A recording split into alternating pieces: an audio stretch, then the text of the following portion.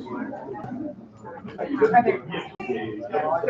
y'all so much for coming out. I appreciate everybody coming out to our work session. As you all know, we are pretty informal in our work session. We will actually have an opening prayer by Counselor Eric Brown, and our pledge of allegiance will be by Counselor Tate.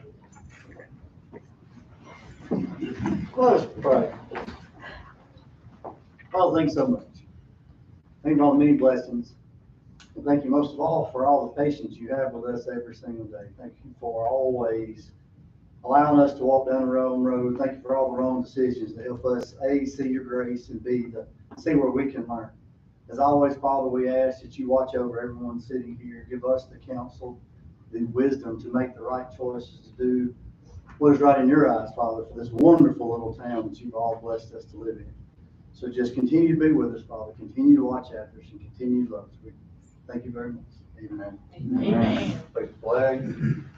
Pledge allegiance to the flag of the United States of America and to the republic for which it stands, one nation, under God, indivisible, with liberty and justice for all. Thank y'all so much for that. As you all know, our work session is a little bit not as strict. We will actually start with Ms. Stamps will be giving us her 2026 budget presentation and our physical policy overview as well.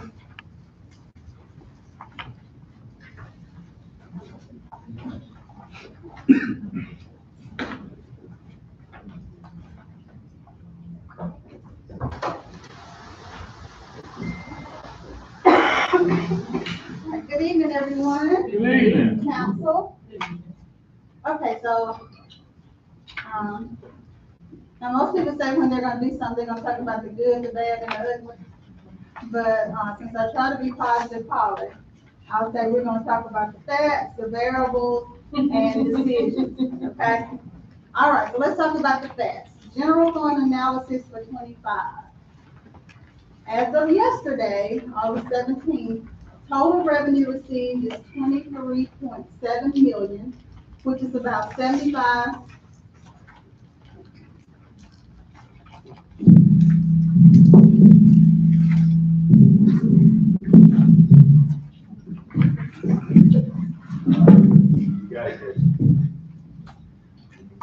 As to the Verizon person say, can you hear me now? Okay. All right, so as of August 17th, 25, yesterday, 23.7 million was received for the general fund. That is 75% of what was projected.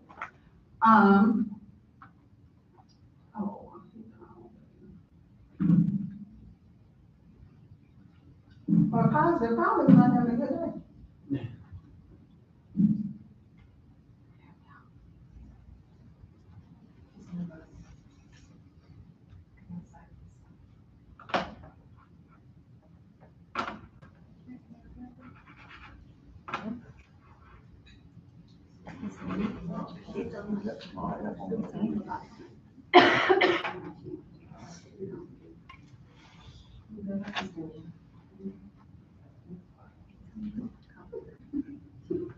How do you have it on your, is it not by slides, by hit?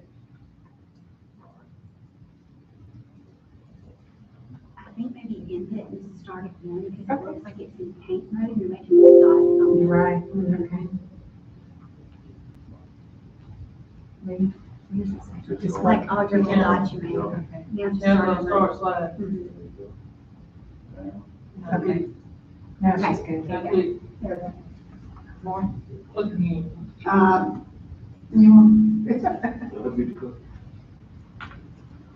Yeah, just make sure you're like. Thank you. All right, let's go again. Here we go. Expenses 22.2 million, which is about 70% of what was projected. Utility funds, as of yesterday, water revenue 6 million, 70% of what was projected. Water expenses 5.7 million, 67% of what was projected. Sewer 7 million in revenue, 6.7 in expenses. Gas 3.3, 49%, 2.5 in expenses. I want to say for the gas fund and for our utility funds in general, when those percentages seem low for this time of the year, because they should be about 83%, that is capital. And a lot of times with lead times and different things with capital, they don't get an opportunity to expend all of those funds. That's when you look at the budget online, you'll see transfer from capital reserve, and that's money that was supposed to be spent the prior year that wasn't, so it's reserved for the next year. And electric, 12.1 million in revenue and 13.6 million in expenses. For our other funds, Parks and Rec, there is 71% of projected revenue and 84% of projected expenses. Nutrition, 88% of revenue, 71% of expenses. And I just want to make a caveat for nutrition. They are subsidized by the general fund, and that 88% is their own revenue, not what the general fund subsidizes. Municipal court, kudos to them. They're 34% above what was projected. Caveat to that, though, is that part of that is an insurance payment. So that can be a little misleading at 98% of expenses. Airport, 79% revenue, 74% on expenses. ACRIP, 71%, that matches perfectly because they are funded by sales tax. So we receive about 70% of our sales tax in, and 75% of what was projected in expenses. Golf, they're at 95% of revenue. They will most likely exceed what was projected, and 87% on expenses. And lastly, gas tax, we received about 87% of what was projected and only spent about 18% of the expenses. Okay, so I want to kind of walk you through the process when I was doing the revenue projections for FY26. First, for all funds, I have a spreadsheet that goes back to 2016, and I use that as a rolling average of ebbs and flows of revenue. So that's the first thing I look at. Secondly, I look at other sources of revenue like grants and not loans, but grants and things like that. Thirdly, new industries. That's something that has to be taken into account when you're looking at revenue. Two Rivers is going to have a big impact on our gas fund. Expected revenues from them is about $3 million. So when you're looking at your council packet, you'll see gas went from like 4 million to 7, and that's because of Two Rivers. So we're excited about them. And also new sources of revenue. Our water department is expected to take on Hackneyville Water, so that had to be accounted for as well. Expenses for all funds includes, of course, the 2% step raises. Cannot forget that. 10% health insurance increase is what is projected, and on RSA is an increase of 13.46% on Tier 1 employees and 11% on Tier 2. Okay, the budget process. The general fund has some challenges. Utility funds were fine, but the general fund did have some challenges. Now, I want to tell you guys so that you kind of get a backdrop. When I do the general fund, well, when I do all fund revenue budgets, what I do is I give the departments my projections for their expenses, and then we meet and they tell me what they expect to spend. And so when we come to an agreement, then I do my revenue projections, and with the hope that revenue less expenses equals a net income. If it doesn't, as it did for the general fund, then we have to go back to the drawing board. When we did revenue less expenses for the general fund, we had a $500,000+ deficit. This was due into two parts, due for two reasons. First of all, as you saw in the initial slides, sales tax revenue is below what was projected for 2025, about 2%. So that had to be taken into account. Secondly, the abatement agreement with Gateway had to be taken into account as well. And it's estimated that we'll have to pay out of the 26 budget about $1 million toward that, so that took back some of our operating income. So to remedy this, all department heads of the general fund had to cut their operating budget by 10%. And by operating, I mean less personnel and less utilities. So that portion had to be cut by 10%. And that included, as I said before, the nutrition fund, because the general fund subsidizes them. And the appropriations that you will receive have about a 10% cut as well. And that resulted in $32,000 in net income. Okay, so your budget packet, council, what you will have is just the summary sheets. I know typically you get the full packet showing all the expenses because there are variables that I talked about. That's the reason you don't have that. That's something for you to review to see how it's flowing right now. And remember, the utility funds includes their capital. Once we finalize the budget, then you get a listing of the utility funds, capital expenditures, capital projects. When you're looking at the appropriation request, you'll see a gold column. That is what they want, what they requested. You'll see a bold column. That is what I am proposing. Entities shaded in blue are new entities that are requesting funds, and entities shaded in red are those who we've given money to before that I didn't receive appropriation requests from. As you're going through, because we're all about a balanced budget, the things to look for are transfer from CIP reserve. I discussed that earlier. That's money that the utility funds only did not have the opportunity to use, and it's been transferred to the next fiscal year. Also, if you see transfer from fund or department reserves, that equals a net loss. And if you see transfer to department reserves, that's net income. Variables. First of all, of course, is the salary study. We don't have those results yet. Good thing is, for the utility funds, the golf fund, airport, and parks and rec, they have net income that should sustain any increase that's needed. For the general fund, municipal court, and nutrition, not so much. So there may be some additional budget adjustments needed. Also, another variable is any budget or any organizational changes done that will have to be accounted for as well. So decisions and requests. I'm asking that you go through the appropriations that were given to you in your packet and see if you agree with my projection and my proposal. And also there's one that's shaded all in blue that has a special request for more than money. They're requesting land if possible as well. So take all that into consideration. And I'm also requesting that we have a special budget work session so that we can kind of dig in once we get the salary study results. And also for further review of the fiscal policy. So any questions? Okay, so let's talk about the fiscal policy. Okay, so you guys probably have not seen that because I sent it to you at about 4:10 today. It is an 80-page wonderful read that you will enjoy so much, I'm telling you.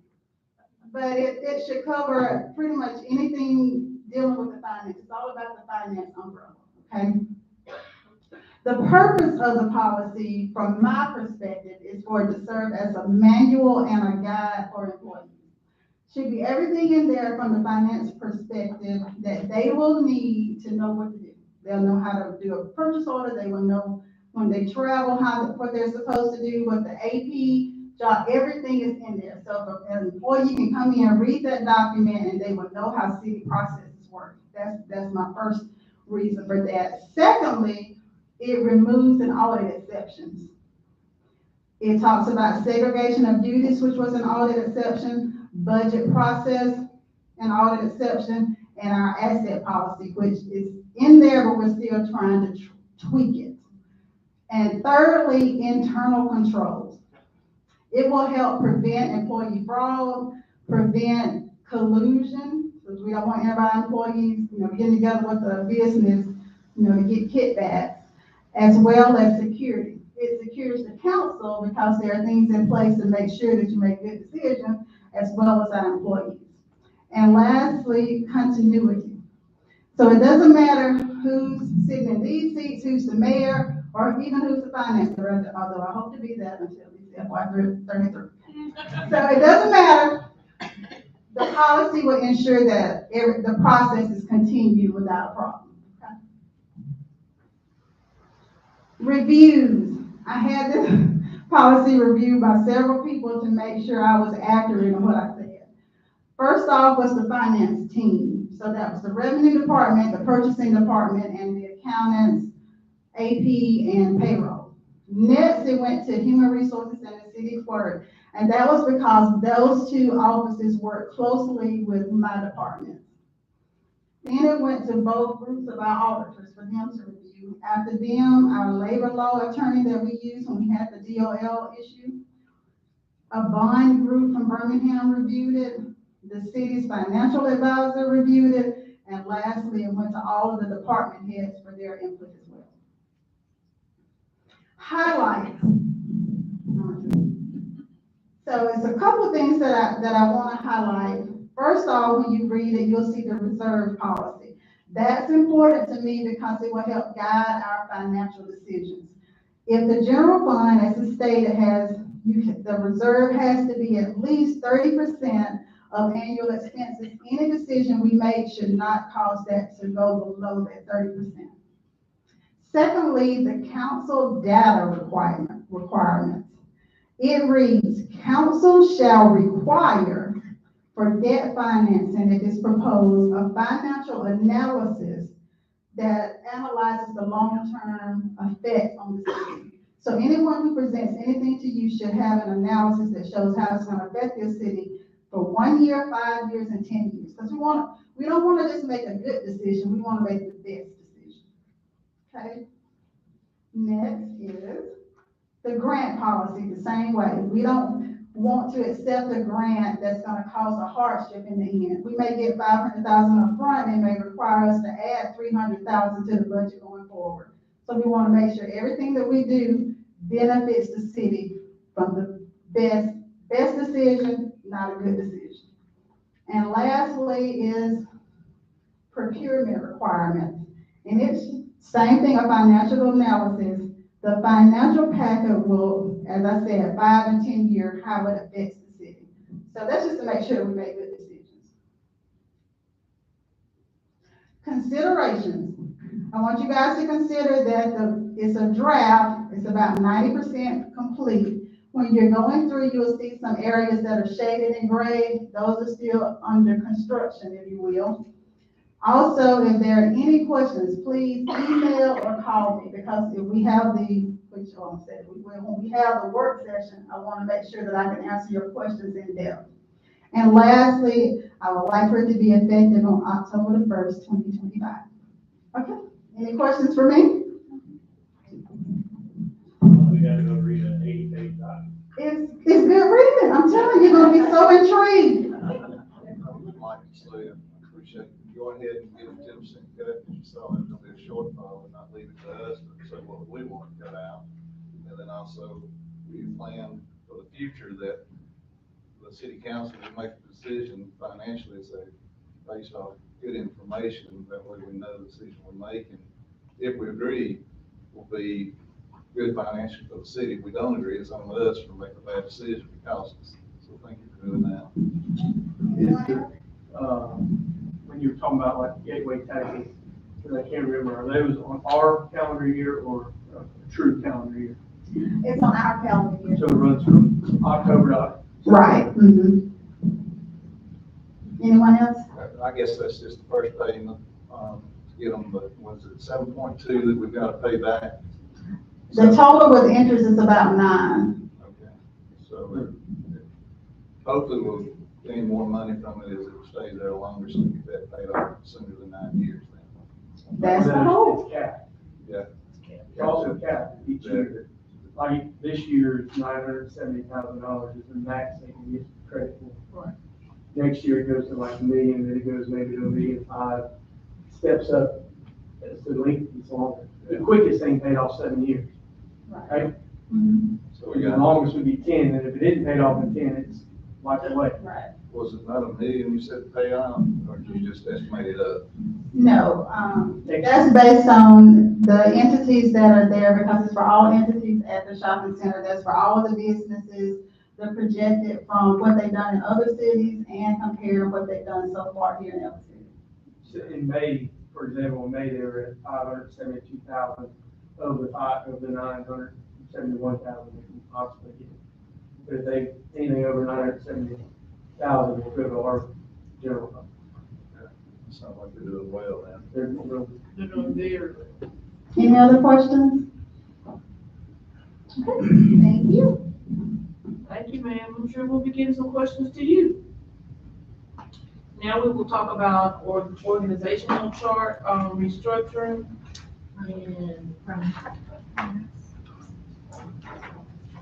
really just, what questions do you all have, or any comments you have ready as it relates to that? I've got a few. Okay. I went back and pulled the resolutions where the organization chart was changed in the past. May 13, 2019 was the first time it was changed. And, you know, at that time, the nutrition center was not under community development, but it was passed. As a resolution. As a resolution. And, so that's one time it's passed as a resolution. And the attached organization structure was on the back as an attachment. Then, June of 24, we did another change to move the meter readers, and utility collection to Romney. And at that time, it's a resolution and it was passed with the attachment on the back, how the chart was supposed to be. Let's see here. I pulled up our budget where we were told it was passed by us. I pulled up the capital budget and our general fund, and nowhere is it mentioned the organization chart on here, nor is it attached on any resolution that we passed. So everything we passed so far has been a resolution, other than, I think, when we pulled the EMS out, and was told, it needed to be an ordinance then. So I don't know if we've done everything wrong up to this point, or if the mark changed after we want to do something wasn't favorable. But in both versions, like I said, the organization structure is not in the last budget that we passed. Like I said, none of them was the ordinance. And the building administration assistant is not on any of these, and as a matter, well, like I said earlier, as a matter of fact, the nutrition center wasn't on here, but currently it is. So there's no resolution or ordinance passed to move nutrition over. And actually, let's see, this one right here that was passed June 24th, the building department, nor code enforcement, or the administrative assistant for that department is on this chart. So it's not even specific where it's supposed to go. I think the explanation for that was to, what was it? Somebody gave us an explanation about that last meeting, but I can't remember what it was. I'll comment. Yes, ma'am. I need you to.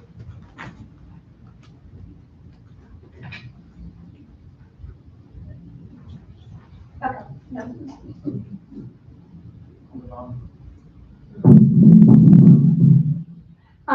Okay, so to start, I think the question was not necessarily whether it was a resolution or ordinance.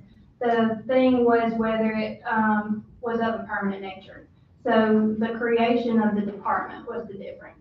So in the EMS situation, you created the EMS department. So that was the difference on that. And then as far as the one that you said you hadn't seen, it was in the budget binders at the last year's budget meeting. That's what we was told, but it's not on the resolution that I looked passed. back when y'all made that comment because it made me nervous and I was like, did I do something wrong? So I went back and watched the YouTube feed and I did say it in there. Everybody opened their binders, took it out. We all looked at it and talked about it. So it definitely was in there. But it was not mentioned in our resolution, and it's not attached on what was on file for the public to see. I can't, I mean, I don't, It Put can those be documents added out there. to after something we voted on. You know, the verbiage is not in here, it should have been added, an addendum saying that it was added on there. You can't say, well, we talked about it, it was put in there, in my Well, opinion. I don't think it's, I mean, honestly, in years past, every year in the budget, there's a personnel list, like a list of changes, and in some years, an org chart too, that's provided. I mean, I can't speak to whether it's specifically included in the working of the resolutions, but it's always in there. So, I don't write them, so I'm not sure on that side of things, but every year we do have that list of personnel changes and things that are presented, so that's pretty standard, but. Why not have you up here, if you don't mind, I got a few questions. I know last time you spoke, that you don't want us to vote something out of emotions. Don't need to make changes, it'd be detrimental to the, pay study. How many people employed in the city right now? Almost 350. Okay. How many people would have been affected by that change that we were talking about making? By your reorg? Yeah. 5, I think. Okay. So that's less than 2% of our city employees, that it would have affected, and the way it was told, it'd be detrimental to the pay study for 5 people. Less than 2% of our employees, so I don't understand how it can be detrimental for 5 people when 98% of the people would not be affected by it. It's just in contradiction to the pay study. You've gotta understand that these people filled out job analysis surveys and things as part of this study, so now you're changing up a couple of their roles. How does that, how do we interpret that salary data now? Do they need to, a few months from now, we're kind of past the point where we can redo that process. Like, this company has considered the information that they submitted in April. I know I've been through pay study before in the management positions I held. And at that time, every employee was monitored, looked at their job, asked about their job. Was that done across the board for 350 employees, or was it just a few? It was done, every employee filled out a job analysis survey. So they didn't have anybody shout them to see what they were doing, if it was actually so, because in my history, they always sent somebody to shout them to make sure what you said you was doing, you was actually doing, so there's no checks there. Every supervisor reviewed the survey that their employees submitted. There was a supervisor sheet that went on top of it, and all of them were submitted together. The forms were developed by the company that we paid to do the study, and all that was submitted to them. I can say just from experience that, maybe if one's not in the favorable cycle, they can make their job not as important as another, which would increase the pay either up and down. It was 100% on them. I mean, they filled out the study. I mean, their study, they filled out the survey. It wasn't edited by anyone. I mean, it was on them to sell themselves. That's their opportunity to do that, to say what they do. The supervisor verifies. I mean, the supervisor sheet is just, yes, I agree, or I don't agree with what this employee said. But at the end of the day, the data is still being compared to similar jobs in other cities. My point with it conflicting with the study would be, if you're changing someone's role, then it could impact the study. But you would move 5 people's position to a different bracket, which is very easy to do. And it might, if one's got a bunch of, duties and that's changed, then it would be negative on that person, that now they're not over all that positions any longer. And if one person that would affect. The other 4 would go into a separate category that would be based on all the other cities who are set up the same way that we're trying to put it back to. I think I would counter what you're saying by saying that a study should look at the organization as a whole, and it should be unbiased. It shouldn't focus just on one segment, one group of 5 people. My question would be, why just them? Why right now? I think that's my whole point was, let's wait and let people who don't have any, input from personal feelings or other things involved. They're purely looking at what is the best, most efficient way for us to be organized. I don't think any of us up here have any personal feelings. No, not yet. I say that to say, and, well, it's hard. It's hard for all of right, we're all in it. These people are not in it. They're all employees though. No, I mean, the people conducting the study. But when we passed this ordinance in 2019, at the time, we thought it was a good thing to do, but hindsight, through the years, we saw that it wasn't working, and all of a sudden it come to a head that we've got to do something about it because it's not working. That's the way you say it. That, I agree, I'm with Bobby, this is all, what we have that the upcoming council does not have. We have the hands-on experience, we have the relationship inside with all the ongoings of everything, that we understand how it works or don't work, whereas the new people coming in, they're a fresh slate, don't have that background that we know what's going on. We know the things that work, know the things that didn't work. And I'm with Bobby, this is proven that it don't work. If you want a justification, it's, I've said it last week and I'll say it again, I don't feel like, I know, I'll take the feeling part out of it. I know that running the building inspector through a filter. So the building inspector is the one, or whatever the proper name, is the one that's out in the field. Getting all the feedback, Building getting the official. shootout. Yeah. How come, where were you? Hey, I called up here, there's nobody answering, how my guys went to get a permit. So he's having to get all of that. What he has no control over how the whole thing's run, there's nothing he can do about it. And so every other city, and there's multiple cities our size and bigger, they all do it the same way we used to. And if that worked, I would think other cities would do it.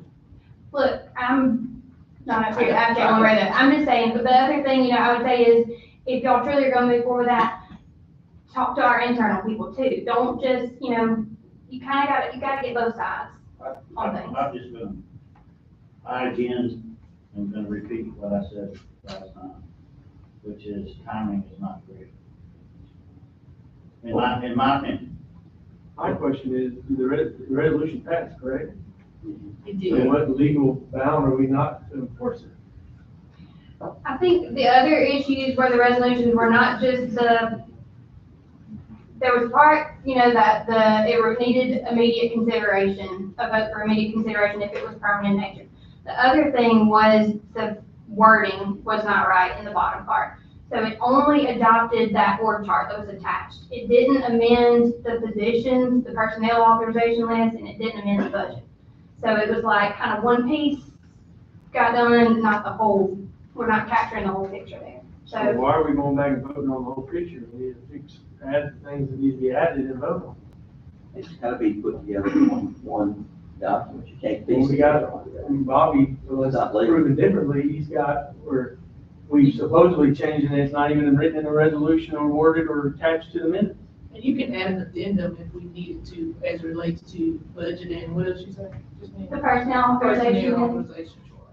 And I would like to say that I have talked to a lot of people internally, not just in the building department, a lot of other departments, they all agree it's not working. And there's a lot more than the one that's on the chopping block tonight that is not happy with the way it's done. There's multiple employees in here who have been affected, and employees that are no longer here, they're no longer in the department. I think the people in that department though were a little blindsided when that happened the other week. That's, was what I meant by the internal people. But again, that's for y'all to discuss. Any other questions or comments from council members? Well, I'll say this. Let me Yes, sir. talk a little bit about an ordinance and a resolution of Yes, sir. permanent nature. We all know ordinances cannot be passed at the first meeting without a unanimous consent Correct. to do that. That wasn't done at the last council meeting on this particular resolution. This resolution is a resolution, but it's impermanent by nature, meaning it'll be the law in Alexander City until it's repealed by the council. That's considered to be, by definition, a resolution of permanent nature. So it's a technicality, but it should have been voted on unanimously to take it up at the last meeting, but as I recall, it was not. And the reason I even got to this conclusion was there was an issue about, was there a majority vote, since we've got 6 council places, but it was a 3-2 vote. And I researched that, and I came across this also, and said, well, I missed that. Y'all didn't, the council didn't didn't, vote to management So we consent didn't, we didn't present. to take it at the last meeting. But 3-2 vote was a legal vote. Because we got a population above 12,000, and the other, anything under 12,000, you count the majority and the quorum based on how many council places there are, regardless of whether or not they're filled or not. So anyway, it's my opinion that this was a resolution of permanent nature. It restructures the city government, just like changing, having a clerk's office or any other kind of office. And, so, yeah, it's a, as I say, it's a technical issue. This council can do with it what they want to, but that's sort of what the law is. So why aren't all the other resolutions that are permanent in nature, this was never brought before? I don't know. I don't know why. You were, correct me if I'm wrong, but you were the city attorney Yeah, in 2019 as well. I was, yeah, I sure was. So, I don't know if I was even here. I don't know that y'all did or did not. But, Martin, let me ask you one question. Sure. Just to follow up. You said since it was not an ordinance, it was a permanent, in a permanent nature. So when we voted on this May 11th, 2019, that would void this resolution that was passed. It wasn't an ordinance. The structural charge was attached to it, so legally this one wasn't done correctly, so this should be thrown out. Well, technically, it was not passed properly, but that's up to you whether or not you want to void it or not. So, Yeah, in my opinion, if the one we passed was illegal, then the one passed in 2019 was illegal, so we shouldn't be bound by this. well, I'm saying that's y'all's choice. It's technical. So, I'll say, and I don't know what in 2019, when that resolution was taken up, did y'all go through the process of having a vote unanimously considered at that meeting? It was a resolution, not a vote of ordinance, so we did not do unanimous consent for it.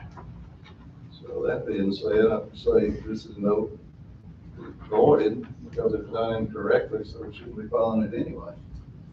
I would like to ask Mr. President to, I guess, get with Kristen and have it written properly and bring it up for a vote. It passes.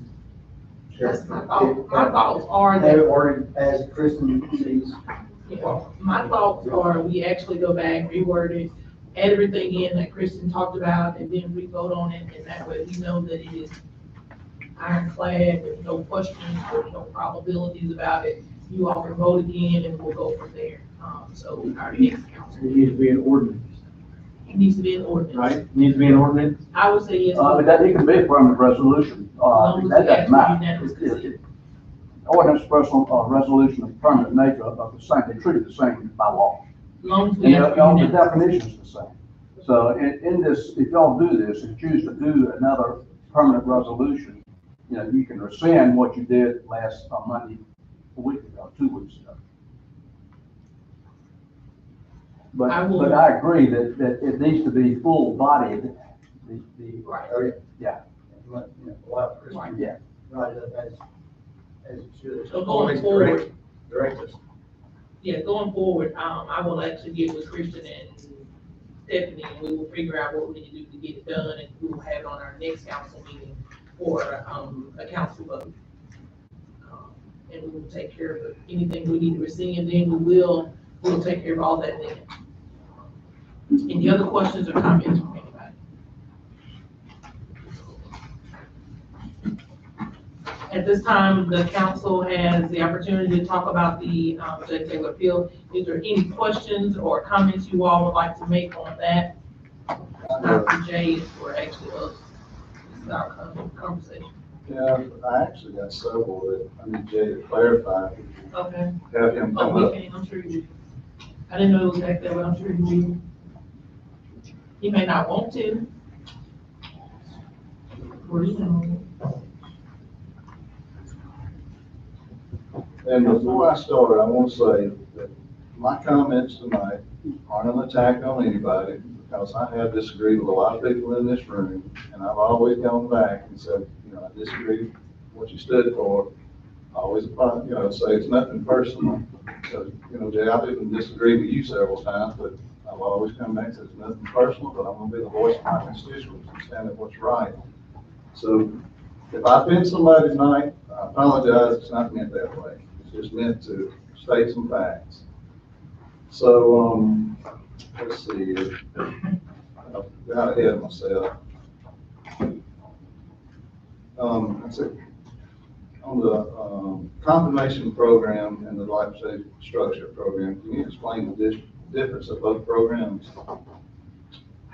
Condemnation comes after the dilapidated structure. When I initially came to the building department, the dilapidated structure program, that's where we go out, beat bushes, talk to the homeowners, and give them an opportunity to have the city come out and destroy the home.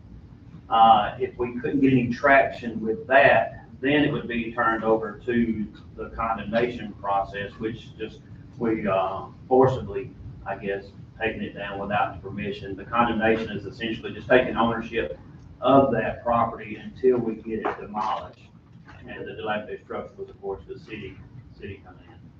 And I know in previous years we was heavy towards dilapidated structure, but we moved more heavily towards condemnation. What changed there? I'm not sure. What little bit I was a part of, it was taken out of my hands and it was given to our code enforcement officer. There was a comment made that legally it might look too much like a gift by doing the dilapidated structure program. And it was kind of restructured to where it had to have some type of training value before it could meet the dilapidated structure program criteria. And that's one of the reasons I disagree with that, because I've heard that not only from you, but other people. And the way I look at it, we work for all of us in this room works for the city, elected or not. We work for the taxpayers of this town who pays our salaries, so why wouldn't we want to help them because they pay us? And that's just one issue I had with some of the stuff you were doing. I asked you before, had anyone told you that Ms. Thomas was planning to fire you? And you said many times. So to follow up on that question, did you have any council members tell you that?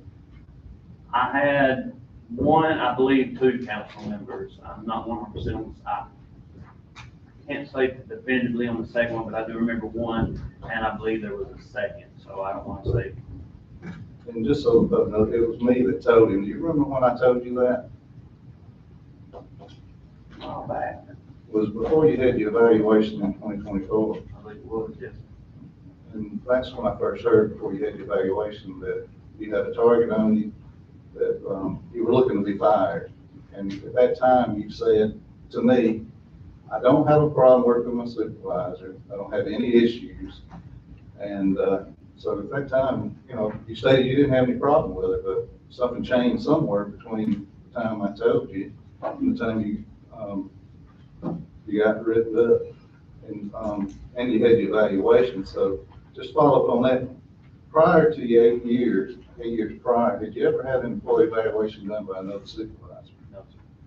Had anyone in your department at that time had an evaluation? Not that I'm aware of. And I talked to the three that was previously in your department, they said they've never had an evaluation done on them. So that's one issue I have there, that the person I heard that they were looking to fire got an evaluation, but the others in the department didn't get one. Also on your evaluation and the final reprimand, it's noted you did come to scheduled meetings. Were you ever told not to attend such meetings? Yes, sir. Like I stated at the last meeting, it was development committee meetings that we were told not to attend. Were you the only one told not to come to those meetings? No, sir, I wasn't. And I've also investigated that and been told that is true. And is that one of the meetings that you was written up for not attending? That would be the one, the other meetings, I made sure I attended some meetings. Okay, it was also noted that you didn't manage your time appropriately. Can you explain who scheduled your inspection, and was time allotted enough for travel time to and from your appointment, and was enough time given to do the inspections that you needed to do? Sometimes yes, sometimes no. It was an ongoing battle that, we faced. There were times, it's hard for someone that's sitting in the office, not out in the field, to really know. And that's something we were trying to teach the lady that was doing the inspections, is how much time it takes for certain inspections. But there were several occasions where you would be given 30-minute slot to travel to Heritage, do a complete rough-in on a structure, and then travel back to it. So you would have 30 minutes to get there, do the inspection, then get back to town and do your next inspection. And, you know, it was an ongoing issue, and it's something we were working on. And what's your travel time between City Hall to Heritage? 20 minutes, 15, 20 minutes, somewhere around that area. So you're given 30 minutes to do a 20-minute drive, 20 minutes back, 40 minutes, you're already late, is what we're saying. It has happened, yes. And she was she scheduling your inspection, or who was scheduling your inspection? Our assistant, for the building department, the community development, plan development, whatever, whichever one it is, the assistant. And I just want to pull up, because, you know, if I'm a manager, I'm gonna hold myself accountable to as well, because I received an email to attend the meetings, strategic planning meeting, of course, and the defense of the person scheduled said, let me know when you come in 2, 3, or 4. In my business, I don't ever know where I'm gonna be, but my plan was to make one of them. I showed up for the meeting a little early, and 32 minutes later, at 2:32, the person holding the meeting showed up. I never was given an email stating that, hey, nobody has registered, we're not gonna do the 2 o'clock, 3 o'clock. From the email I saw, Mr. Brown was on the one schedule to show at 4, so in my eyes, the meeting was still being held at 2, 3, and 4, but you're held accountable for not making your appointments on time. It was also noted that you were allowing contractors to start the jobs without permits. Is that true? I'm glad you brought that up. I'd like to clarify that some of the statements that were made at the last council meeting. It was common practice. I talked to the previous building official and talked to roofing contractors. One of the issues we were having at the time is the roofers, they didn't know sometimes they don't always know where they're gonna be the following day. A job might fall through and they get started at daylight. So I talked to the previous building official and, hey, how did you handle this portion of it? And we tried to mimic that. And what we do is we allow, as long as that roofer was calling us, letting us know, hey, we're not gonna be at this one, we're gonna be at such, as soon as the doors are open, we're gonna come in and get our permit. And that's what we were doing. But we stopped doing that. That's something I want to make clear. That was brought up at the last council meeting. We stopped doing that over a year ago. We stopped, it was, you know, we were directed, don't do that any longer, so we stopped doing that. Right, and I know it was general practice, and I've talked to 2 of the past building inspectors. Eric's talked to 1, and they all said the same thing. We've always allowed it because, number 1, it helps the contractors get started on time, because I know the roofers start before daylight. They're off by lunch because it's so hot, they have to have the shingles. So it's common practice, and when those call you, do they always come in and get the permit? They do, yes. And it's to do that, so if you allow them to do that, so it doesn't hold the homeowner from getting their job done, and doesn't delay the contractor from being able to get the job done. That was the hopes, is to help the contractor, help the homeowner, that's the process.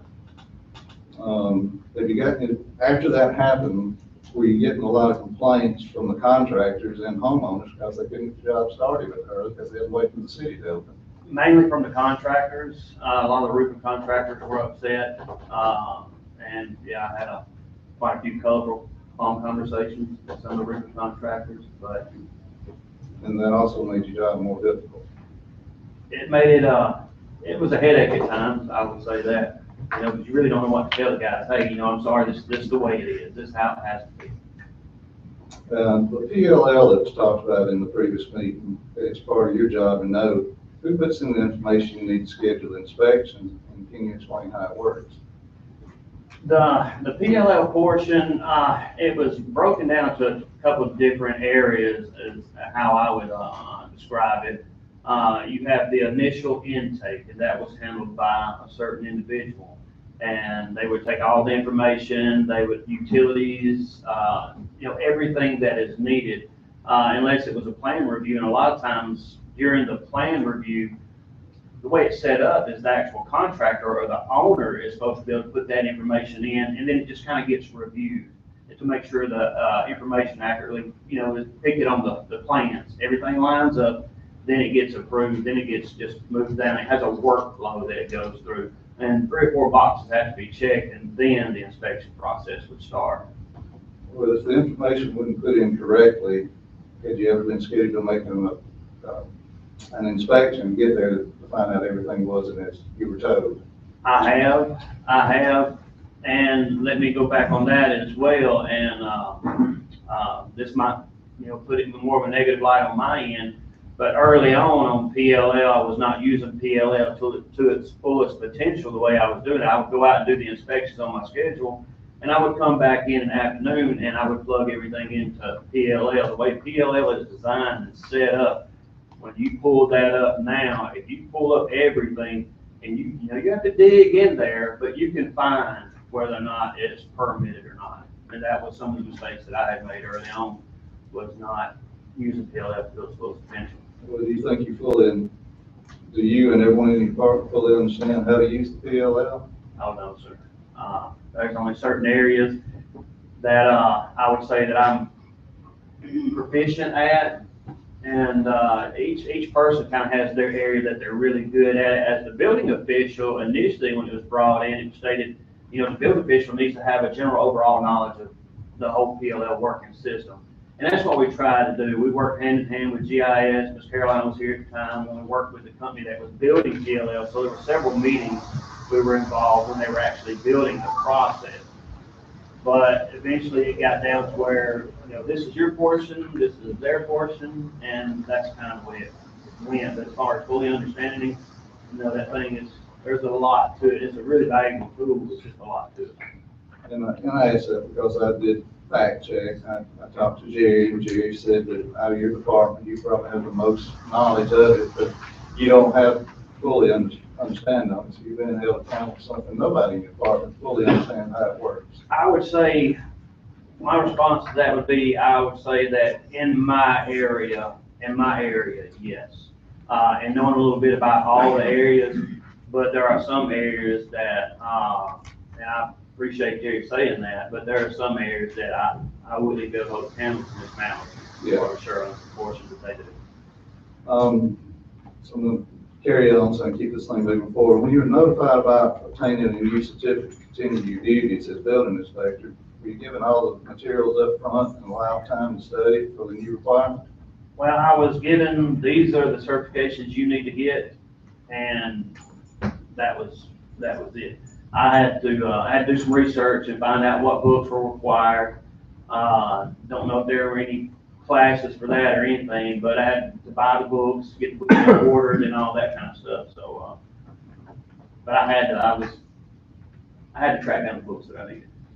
And the reason I asked that is because before Southern was hired, we hired a city clerk who was also given 6 months to obtain the required certificates. And unless I'm mistaken, that person will have to go to conferences and other training paid by the city to get the education and training to continue those duties. It doesn't sound like you were off the same thing. I've been to conferences, I've been to several training events, nothing that pertained to those certifications. I don't even know if there was anything available other than just the books and here, get this. And I know we're running short on time, so I'm trying to speed it up. Have you ever been spoken to harshly by Ms. Thomas or in an unprofessional manner? Never. Maybe a little demanding, but she's never, as far as being rude or anything inappropriate. No, sir, I wouldn't say that I have been. Or anyone else been treated the same way? Sorry, could you Have repeat that? you ever been heard of anybody else being talked to in a harsh manner? I haven't witnessed it, so it would be, hearsay if I was to say that, Yeah. she had. Would you mind taking this to Ms. Southern for me, please? Taking Ms. Southern? Yes. If you don't mind, read that for me.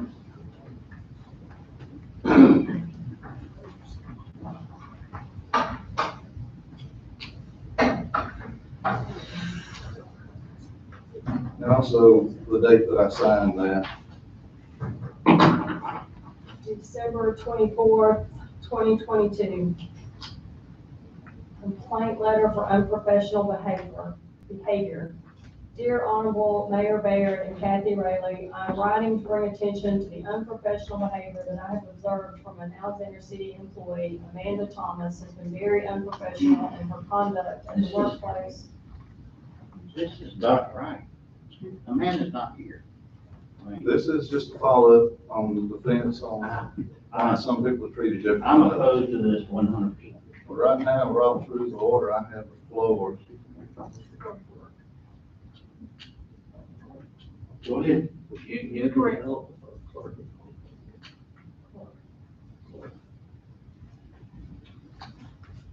she was clerk at that time, not community development. She had started in that role because Ms. Southern started, when did you start in your position? January 23. So Ms. Thomas was already in that role at that time. She was at the clerk role. She was in the clerk role, she was also filling in on the other. But it doesn't, What's the question? Do I read the letter or not? he was, but as far as position, but go ahead if you don't mind reading the rest of it. Yeah, this is not a court of law, of course, and where I would say, is this relevant to what's occurring with this particular issue? I would say it's relevant to the fact of issues that have arisen from his immediate supervisor. And if it's, I don't mind if it's not read or not, but I have witnessed it, and it affected Jan Jones, who is no longer in that department because of the way she was treated at 2 different occasions that I witnessed. So I'm just trying to set a guideline on what's going on. And like I said, it's not because Amanda I like, I've always been good to her, but I've also seen behavior unbecoming of a city employee that I mentioned at that time and was told it wasn't needed, but that piece of paper's been right in my car, December will be 3 years. And if you don't want to read that, that's fine. Can you do me a favor? Would you just make a copy of that and give it to all of the council members for me instead? Thank you. The only thing that's relevant here Just is send us a copy. Erica's explanation. Well, I'm gonna finish up with this right here. Here you go. And anytime one with authority holds another to a higher standard than it holds itself, we have a problem. Based off Mr. Taylor's response, other employees' complaints from the same person that's reached out to me over the years, of current employees and past employees and things that I've personally witnessed. I believe Mr. Taylor should be given a chance to continue with his employment with the city. I hope his work environment and supervision will truly change to the betterment of all employees here and work as a team, which was spoken from Ms. Thomas. We're all here to work together, trying to make sure a job is done. And when the cards are stacked against one person, which I know they were, because I told you before the evaluation ever done, that I heard she was gonna get rid of you. And that's the bottom line. It's called home team cooking. When you're out, when everybody's against you, you're not gonna do right. You're not gonna succeed, no matter what you do. Yeah, you've made some mistakes. You've done some things wrong, and there's some improvement. But I don't think you should be fired for it. I think you should show them mercy and given another opportunity to improve. And that's all I've got to say. Thank you for your time. Thank you. I want to allow for any other comment from, any other council members. I just have a question. Our employee performance reviews, I guess it'd be for Chris, are those done annually? They are supposed to be done annually, yes. With anybody else? Because he made a statement, I'm just asking for clarification, because I believe these would be turned into you, correct? All employees in that department had a performance review done at the same time. It was in the same month, actually. All right. And like so in all departments? I don't, all departments are not doing performance reviews as they should be, but most departments do. Police, fire, water services, every department is supposed to do performance reviews annually. That's not something I can enforce, but, Who enforces that? that's on Mayor to enforce, but, I don't have enforcement rights, but the policy is that they're supposed to do annual reviews, yes. But everyone in that department had an annual review, yes. Performance reviews are one of those things that over the past had not been conducted.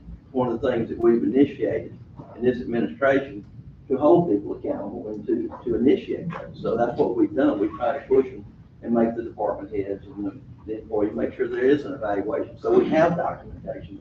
So we don't have to use hearsay.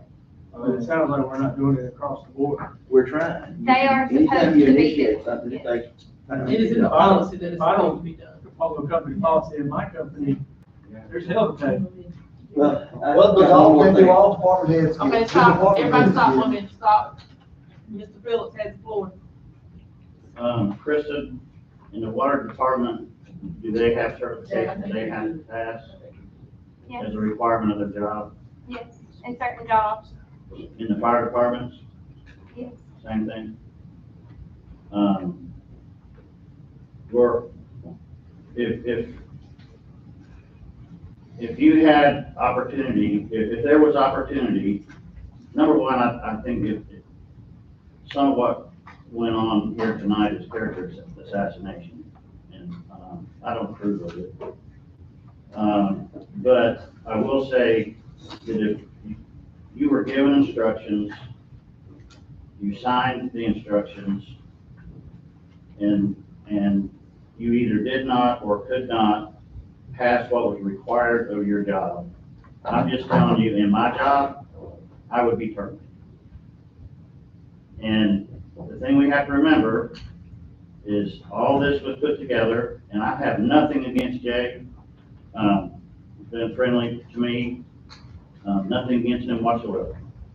But, I just know in my business, and I know that it was run through HR, it was run through the attorney, and it was ground for termination. And I look at this as black and white, not emotions. That's all I have to say. Anything you want to say, Mayor? Please. Yes. Over a year ago, Ms. Thomas came to me and was talking to me about Mr. Taylor. And we were discussing his situation. She was having trouble with it. I told her, I said, I let my department heads do their own, I mean, they have to run their department. I'm not here micromanaging. And I told her, I said, if this is what you need to do, if you need to terminate him, I'll support you, terminate. And she said, I'm not right now, so let me try. So I think she said, I think I can bring him along. I think I can get him where he needs to be. And I said, it's up to you. When you need me, you call me. You good? That's all you have to say? You can move forward. You do? Yes, sir. I know Jan's out there. Do you remember having an evaluation done on you? I've been here since 2017 and I don't recall having one. Okay. That's all I have. Any other questions on this or comments? Any other business come for council? At this time, we need a motion to adjourn. Motion to adjourn. All in favor? Thank y'all. We're actually gonna roll right into our, regular council meeting because we are about,